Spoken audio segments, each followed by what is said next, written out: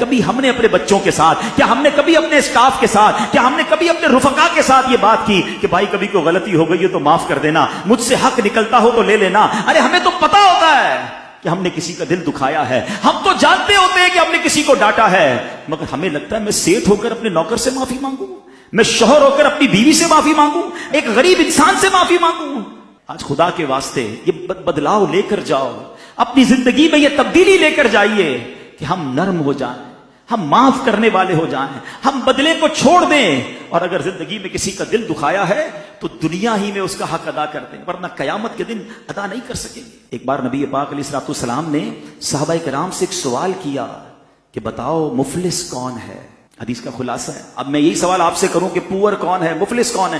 آپ بھی یہی جواب دیں گے، جس کے پاس پیسے نہیں وہ مفلس ہے۔ صحابہ نے بھی یہی رپلائی دیا، مگر نبی پاک نے جو اس کی انٹرپریٹیشن کی نا، امیزنگ۔ سنو، آقا فرماتے ہیں مفلس میری امت میں وہ ہے جو قیامت کے دن نماز، روزے اور زکوٰۃ لے کر آیا، اور یوں آیا، یعنی اس حال میں آیا کہ اسے گالی دی، اس پر تہمت لگائی، اس کا مال کھایا، اس کا خون بہایا، اسے مارا، یعنی اتنے سارے ظلم کر کے آیا ہے، لیکن روزے بھی ہیں، نمازیں بھی ہیں، زکوٰۃ بھی ہے، حج بھی ہے۔ اے سنو حاجیوں، اے روزہ داروں، نمازیوں، سنو، اگر دل ٹوٹ رہے ہیں، حق دبایا جا رہا ہے، حق تلفی ہو رہی ہے، لوگ آپ سے پریشان ہیں، آقا فرماتے آئے گا اس حال میں کہ نیکیاں بڑی ہیں مگر لوگوں کا دل بھی دکھایا ہے، مال بھی دبایا ہے، خون بھی بہایا ہے۔ آقا فرماتے وہ لوگ کھڑے ہو جائیں گے اور اللہ سے عرض کریں گے مولا ہمارا حق دلا۔ اچھا، اس قیامت کے دن پیسوں کا تو بیپار نہیں ہوگا نا کہ کسی سے 5 لاکھ لیے ہوئے تو قیامت کے دن چیک بنا کے اسے دے دیں گے، اب نیکیوں کا کاروبار ہوگا، یعنی اب اس شخص کو، بندے کو اپنی نیکیاں دینی پڑ جائیں گی مظلوموں کو۔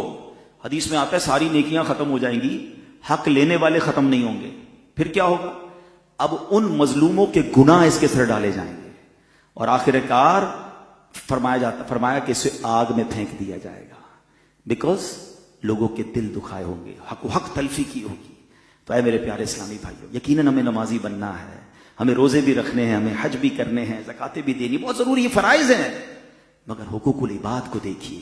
اگر آپ نے کسی سے کوئی دشمنی رکھی ہوئی ہے، کسی رشتہ دار سے رشتہ داری بلا کسی وجہ شرعی کاٹی ہوئی ہے، کوئی دوستی ختم کی ہوئی ہے، جانا آنا ختم کیا ہوا، تھوڑی سی لائف ہے یار، معافی کر دیں۔ شب قدر ہو، شب برات ہو، آپ جب پڑھتے ہیں کہ یہ مغفرت کی راتیں ہیں، اس پہ ایک لسٹ آتی ہے کہ سب بخشے جائیں گے، حدیثوں میں آتا ہے یہ چند بدنصیب نہیں بخشے جائیں گے، ان سب میں رشتہ داری کاٹنے والا ہوتا ہے۔ یعنی کتنا بڑا گناہ ہے کہ مغفرت کی راتوں میں بھی نہیں بخشا جاتا۔ کم از کم فون کر کے کوئی رشتہ دار ہے، کوئی دوست ہے، یار بس ختم کرو، دل ملا لیتے ہیں، میری طرف سے کوئی برا لگا ہو تو معاف کر دینا۔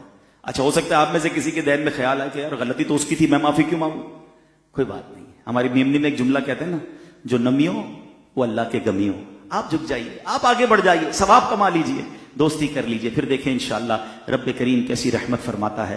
ایک حدیث پاک میں آتا ہے جس کا مضمون ہے کہ جو معاف نہیں کرتا اسے معاف نہیں کیا جائے گا، جو رحم نہیں کرتا اس پر رحم نہیں کیا جائے گا۔ ہم معاف کریں اس نیت کے ساتھ کہ اللہ میں نے تیرے بندوں کو معاف کر دیا، اے کریم تو سب سے بڑا معاف کرنے والا ہے، آج تو میرے گناہ معاف کر دے، پھر دیکھیں کیسے رحمت کی نگاہ ہوتی ہے۔